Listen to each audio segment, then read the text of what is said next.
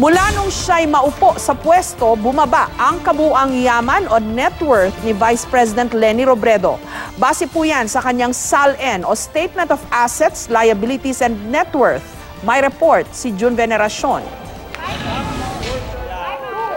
Sa Statement of Assets, Liabilities and Net Worth ni Vice President Leni Robredo para sa taong 2016 na inilabas ng Office of the Ombudsman, nakasaad na nabawasan ng mahigit 2 milyong piso ang kabuang yaman o net worth niya simula ng manungkulang Vice Presidente. Mula 11 million pesos noong June 2016, naging halos 9 million pesos na lang ito pagdating ng Disyembre. Dahil ito sa pagliit ng idineklarang cash ng Vice Presidente, ang idineklarang kabuuang assets ni Robredo halos 15.8 million pesos na lang.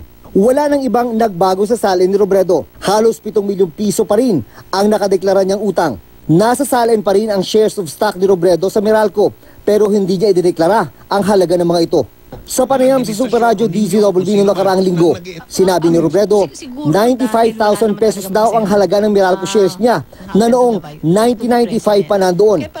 Matatandaang ang Meralco shares ni Robredo ang isa sa mga inuungkat ng mga grupong nais magpa-impeach sa kanya. Wala pang nag-e-endorso sa Kamara ng impeachment complaint laban kay Robredo.